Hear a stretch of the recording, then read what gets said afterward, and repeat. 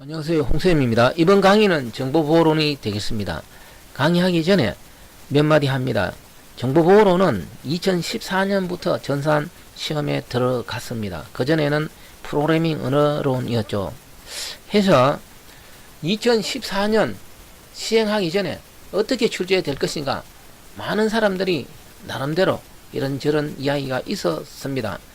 그런데 결론은 출제가 자연과학적이 아니고 인문사회적으로 출제되었습니다. 제가 자연과학적, 인문사회적이라고 이야기하는 것은 이 정보보호론은 암호하고 연관을 가지고, 암호는 현대수학, 정수론하고 연관을 가집니다. 수학적인 개념은 상당히 어렵습니다. 만약에 정보보호론이 어떤 수학적인 개념을 많이 넣어서 출제되었다면 상당히 어렵게 출제되었을 것입니다. 근데 결론은 자연과학적, 어떤 수학적인 개념보다는 인문사회적으로 많이 출제되어서 문제가 쉽게 출제되었다는 것이 되겠습니다. 해서 공부 방향을 잘못 설정한 사람은 아무리 쉽게 출제되었겠지만 점수가 잘 안 나왔을 것이고, 공부 방향을 잘 설정한 사람은 쉽게 적절한 점수를 받았을 것이 되겠습니다. 자, 그래서 이 정보보호론 공부는 자연과학적보다는 인문사회적으로 공부하면 됩니다. 2014년에 출제되고 지금까지 자연과학적인 것은 많이 출제되지 않고 인문사회적으로 많이 출제되고 있기 때문에 문제가 아주 어렵지는 않습니다. 상대적으로 쉽다, 이렇게 이야기할 수가 있습니다. 그렇다면 지금까지 정보보호론 가장 어렵게 출제된 경우는 작년에 국회 국업시험이었습니다. 작년 국회 국업시험 보고 사람들이 정보보호론 왜 이렇게 어렵게 출제되었나 라고 많은 이야기가 있었습니다. 작년 국회 국업시험 1명 채용했는데 합격점은 73점 밖에 안 됩니다. 어렵게 출제되었기 때문에 그렇습니다. 해서 정보보호론은 어떻게 공부를 하면 되느냐, 지금 3년 시행되고 지금 4년 차인데 출제 경향은 비슷하므로 너무 어려운 거는 공부하지 말고 인문사회적으로 공부하면 됩니다. 해서 목표 점수는 85점으로 정해서 공부하시기 바랍니다. 그러면은 내가 자료구조는 목표 점수 90점으로 해놓고 쉽게 출제된다면서 목표 점수를 왜 85점으로 합니까? 의문점을 가질 수가 있겠습니다. 크게 두 가지입니다. 85점만 받아도 합격하는데 지장이 없습니다.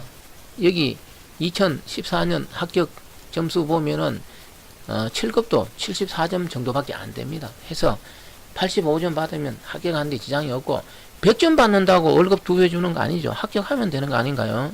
그런 측면에서 85점이고, 또 하나 중요한 것은 자료구조, DB, 소공 이런 과목은 지금까지 단연간 출제되면서 너무나 많은 문제가 출제되었고 해서 특별한 문제가 없습니다. 출제된 경향을 잘 파악해서 적절한 공부를 하면은 90점 받는데 지장은 없습니다. 그런데 정보보호론은 이제 3년밖에 되지 않았습니다. 해서 깊이 있게 이상한 문제 놓으면은 상당히 어려울 수도 있습니다. 해서 이것저것 다 공부하려고 하다 보면은 공부할 분량이 너무 많아서 85점은 커녕 60점, 70점 받을 수도 있습니다. 해서 버릴 것은 버리고 공부할 것을 잘 선택해서 적절하게 공부를 하면은 적은 분량의 공부로 효과적으로 공부해서 오히려 85점 아니라 평이하게 출제되면 90점, 95점도 받을 수 있습니다. 해서 제가 권고하는 게 뭔지 잘 이해해서 효과적인 공부로 좋은 점수를 받도록 전략적으로 공부하시기 바랍니다. 자, 그러면 2014년 쉽게 출제되었다 그랬는데 기출문제 해설하도록 합니다. 이제 쉽게 출제되었다라고 제가 이야기했는데 처음 시행되었을 때는 이것도 반드시 쉬운 거는 아닐 수도 있습니다. 지나고 나서 문제를 보니까, 자, 그러면 1번 문제, 1번도 상당히 쉬운 문제죠. 시험장에서 누구나 답은 1번으로 했겠죠. 이거 틀린 사람 없었을 것 같습니다. 우리가 이 숨기는 기술, 스테가노그래피 너무나 평이한 문제가 되겠습니다. 그런데 이 문제는 정확한 문제가 아니에요. 자, 그래서 해설을 좀 첨부합니다. 먼저 이 스테가노그래피하고 암호의 차이점은 뭐냐 잘 아시죠? 이 스테가노그래피 숨기는 기술, 암호는 뭡니까? 변형 기술이 되는 거 정리하시고, 그러면은 이 문제 항목에 있는 스테가노그래피 말고 워터마킹, 핑거프린팅은 뭐냐 이거죠. 결론은 워터마킹, 이 핑거프린팅은 스테가노그래피 기술을 응용한 것이 되겠습니다. 해서 이 세 가지 다 뭐가 되느냐, 숨기는 기술이 되겠습니다.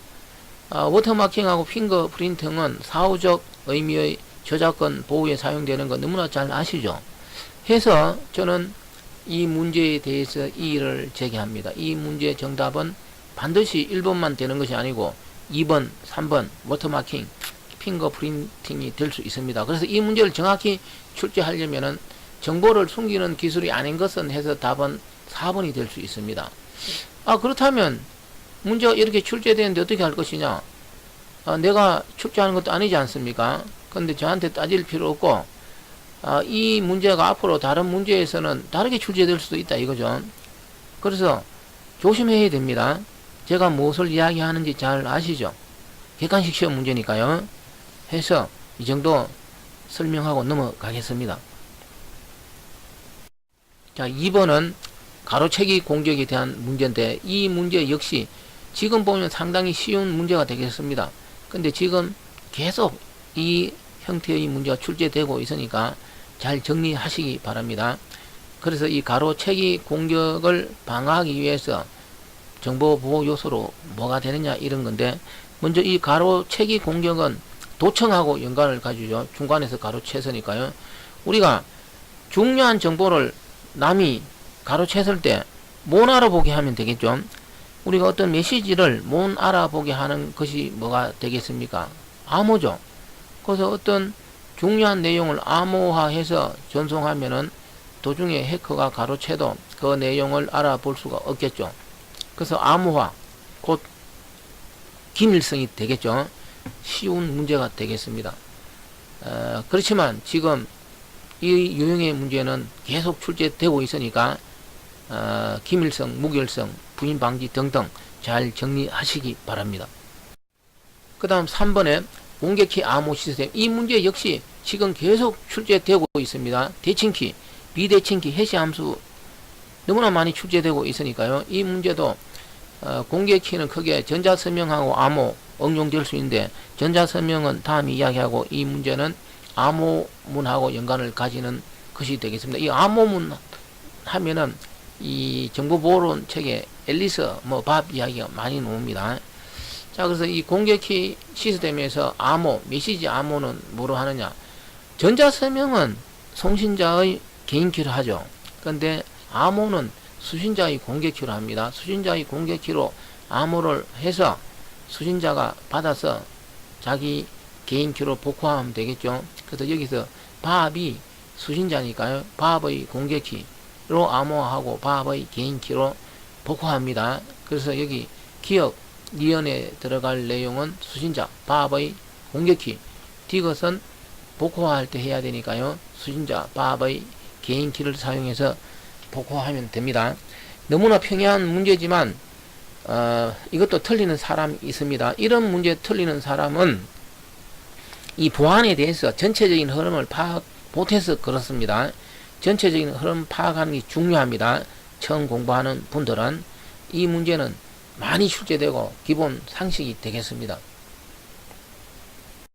그 다음에 해시함수 역시 시험에 잘 출제되는데, 해시함수는 암호학적 해시함수가 있고 자료구조의 해시함수가 있죠. 비슷한 면이 있지만 다른 측면도 있겠습니다. 그래서 보안에서는 해시함수라고 하면은 암호학적 해시함수를 말합니다. 자, 이 문제에도 해시함수에 대해서는 설명할 게 많습니다. 1번에 고정길이, 해시가, 저항성 이런 거 많은데, 앞으로 문제 놓을 때 핵심 포인트에 따라서 설명하기로 하고, 이 문제의 핵심 포인트는 데이터 암호하고 연관되는 내용이 되겠습니다. 그래서 용어 사용에 주의해야만 됩니다. 이 문제는 그래서 여기 읽어 보시기 바랍니다. 이 암호학적 해시함수에서 이야기하는 암호화를 할 수 있다 없다, 이게 도대체 무슨 말이냐. 우리가 암호학적 해시함수니까 해시함수로 암호화를 한다, 이런 이야기를 자유롭게 사용합니다. 그러면서 해시함수로 암호화한다 그러면 또 틀렸다 그래요. 왜 그러냐 이 말이죠. 그래서 좀 더 살펴보면은 우리가 비밀번호 같은 거 있죠. 예를 들어 은행에 가서 우리가 어떤 일을 처리하다가 은행 직원이 비밀번호 입력하세요 라고 하죠. 그럼 내가 갑자기 비밀번호를 잊어버려서 나 비밀번호 모르겠는데요 라고 하면 뭐라고 합니까? 그럼 은행 직원이 우리도 비밀번호 모릅니다 이렇게 이야기해요. 왜 그럴까요? 이 비밀번호는 내부적으로 이런 해시함수를 적용합니다. 그래서 해시함수를 적용하면은 거꾸로 복화가 안 돼요. 그래서 이 비밀번호 나도 모르지만 그 은행 직원 다루는 주체도 비밀번호 원래의 내용은 알 수가 없습니다. 그래서 비밀번호 같은 거는 암호화가 되었을 때 복화되어야 하는 건 아니죠. 우리가 주민등록번호 같은 거는 암호화 한 경우는 복화가 되어야 되겠죠. 그래서 우리가 이 정보에 따라서는 암호화 했을 때 복화가 되어야 되는 게 있고 복화가 될 필요가 없는 게 있습니다. 그 대표적인 게 비밀번호가 복화될 필요가 없는 내용이 되겠습니다. 그래서 이런 비밀번호 같은 경우는 해시함수를 적용해서 기밀성을 유지합니다. 그러면 우리가 통상적으로 해시함수도 암호학적 해시함수니까 암호한다 이런 말을 하지만 복화가 안 되니까, 그래서 또 해시함수는 암호를 하기 위해서 사용하는 것은 아니다 이렇게 말을 합니다. 자, 그래서 이 문제는 답은 3번이 되는데, 해시함수는 데이터를 암호화한다 그러면 틀린 이야기가 되겠습니다. 제가 지금 이야기하는 내용을 정확히 알아야 됩니다. 해시함수를 이용해서 그냥 보안 이런 책에서는 해시함수도 암호화, 복화 막 이런 이야기를 해요. 그런데 복화가 안 되니까 여기 이야기하는 것처럼 해시함수는 데이터 암호화에 사용은 안 한다 또 이렇게 이야기를 합니다. 해서 이 문제는 용어 사용이 들쭉날쭉하다 보니까 헷갈릴 수가 있습니다. 해서 문제 푸는데 조심하라고 제가 많은 이야기를 했습니다. 자, 그 다음에 RSA 암호 알고리즘인데 옳지 않는 것은 이것도 너무나 시험에 많이 나오고 있습니다. 우리가 대칭키, 비대칭키, 대칭키는 암호 속도가 빠르고 비대칭키, 대표적으로 RSA, 라빈 같은 게 있죠. 비대칭키는 수학적으로 복잡하니까요. 수행 속도가 느립니다. 그래서 이 문제도 쉽게 맞출 수 있었을 것 같습니다. 2번 AES보다 수행 속도가 빠르다 했으니까 틀렸겠죠. 물론 처음 하는 사람은 이런 내용이 어려울 줄 몰라도 아주 기본적인 내용이 되겠습니다. 오늘 강의는 여기까지입니다. 고맙습니다.